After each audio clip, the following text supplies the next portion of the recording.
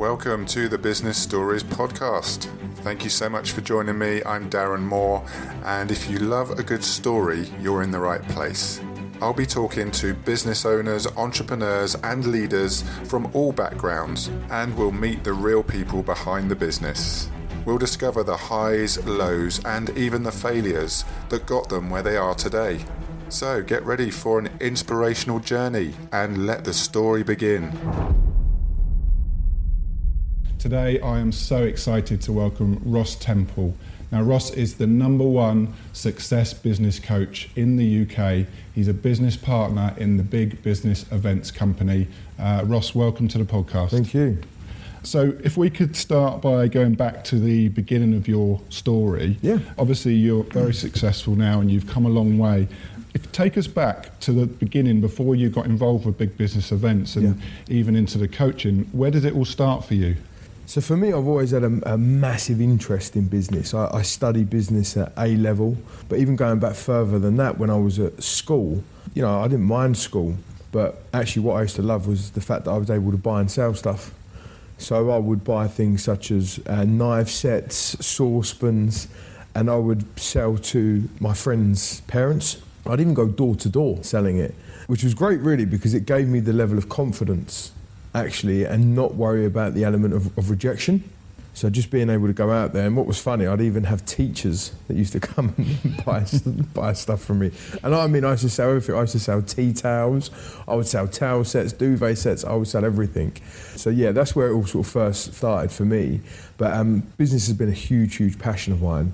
As I said, I studied at A level, and then what happened from there is I went and had a few ventures myself, some good, some bad, e.g. some successes, some failures.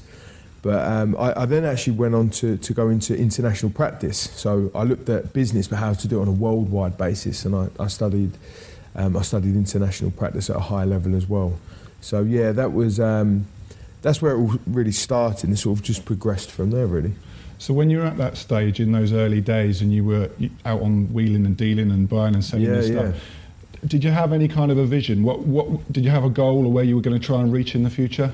Yeah, it's interesting you say that because not really.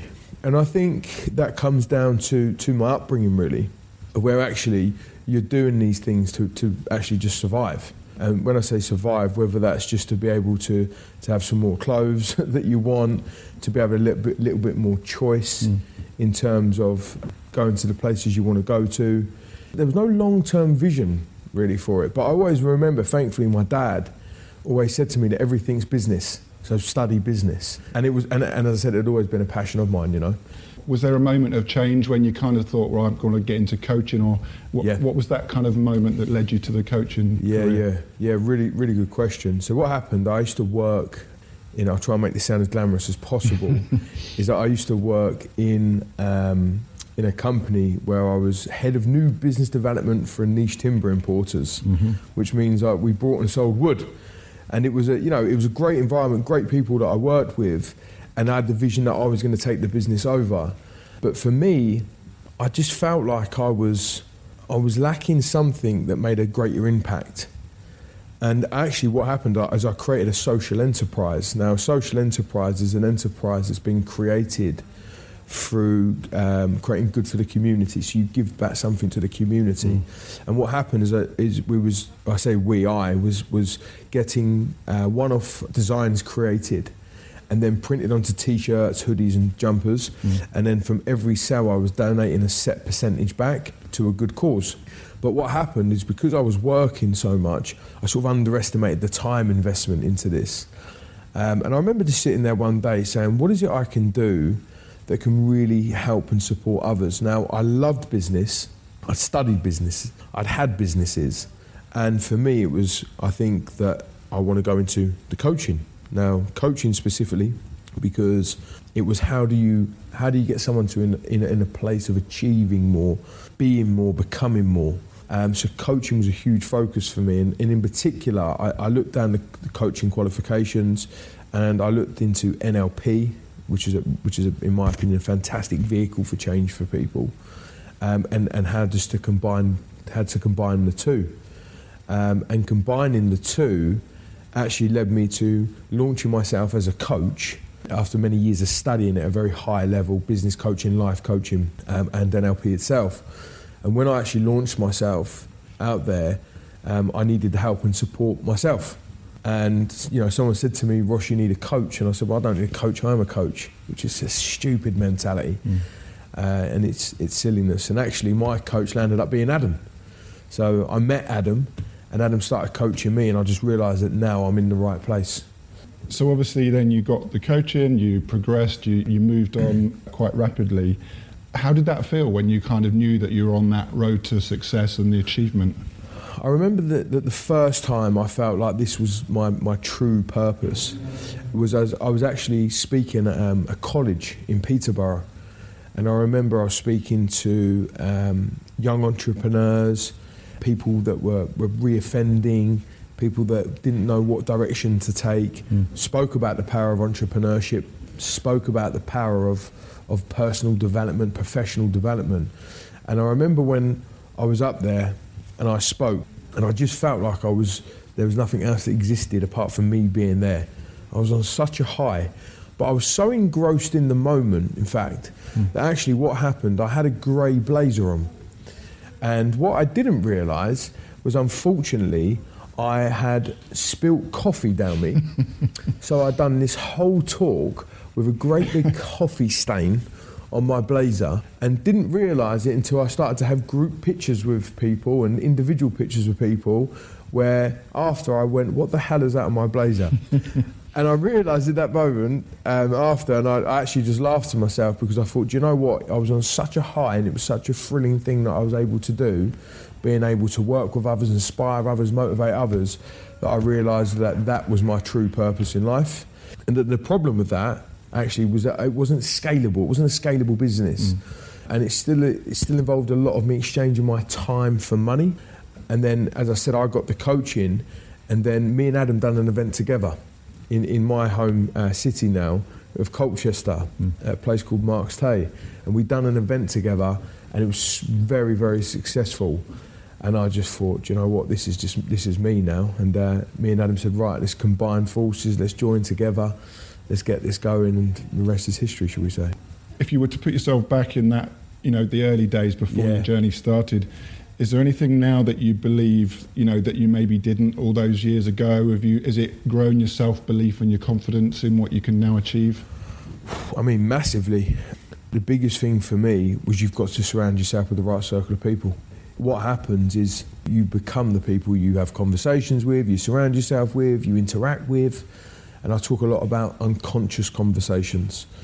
And an unconscious conversation, many people may be experiencing this in their life or with other people, is that a lot of people are talking about how bad things are, how tough things are, how tired they are. And what happens with you over a period of time is actually you become that, and you start to get involved in that conversation, and that's on an unconscious basis. Got to have conscious conversation and consciously start to craft your conversation with others and also yourself in terms of what it is you truly want, and just be ultra focused on that.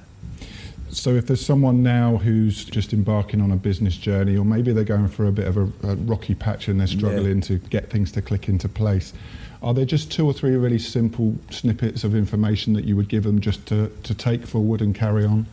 Yeah, most definitely. First one being, make sure your action matches your ambition. Don't be the person who keeps talking about what you're going to do and not do anything about it. Because wherever you're at is based on what you've done. You have to do something different to receive and achieve something different. So your action must match your ambition. The second thing is get yourself a coach. Because there's become this element of being glamour almost, of like, I'll do it myself, stubborn. The stubbornness leads you to being stuck. When you're stuck, you become frustrated. Frustration leads to the procrastination. Procrastination feeds the frustration. Before you know it, 12 months, 24 months, 36 months of your life has passed by because you keep doing it, because you've been brought up with beliefs such as, the harder I work, the luckier I get. That's not true. The harder you work on the wrong thing in the wrong way, the unluckier you will become. And a coach can show you an easier way, a simpler way, so much faster, so much quicker than you can by doing it yourself. What's the vision going forward for Big Business Events? For us, we've got a big vision that we follow on a 12-month basis. So we have two mantras: stronger together and no one gets left behind. And for us, we are looking to take 1,000 business owners in a 12-month period and create them into 7-figure successes, whether it's their first 7 figures or their next 7 figures. And if anyone's listening and they want to get in touch either with you personally or get signed up for a business coaching course, how do they get in touch? Yep, so just reach out to us here at Big Business Events. Simple Google search will give you the details of that. But come along to one of our events. We hold a number of free events across the UK where we're teaching entrepreneurs and business owners the power of social media, how to start their business fast, but most importantly, doing it in a predictable way. So go to Big Business Events, literally reach out to us directly through that, or connect with myself, Ross Temple, on LinkedIn, or Adam Stott on LinkedIn as well. I'm so pleased that you could join me today, Ross, and that's a really inspirational story. I'm sure our listeners are going to take a lot of content away from that and use it in their futures to grow, and hopefully they'll get in touch with you guys to help out. So thanks very much. Thank you, Dan. Cheers. Thank you.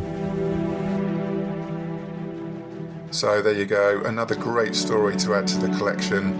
If you've enjoyed the podcast, please check out my other episodes and remember to subscribe, leave a review and share it with your friends to help the podcast grow. I look forward to seeing you on the next Business Stories podcast.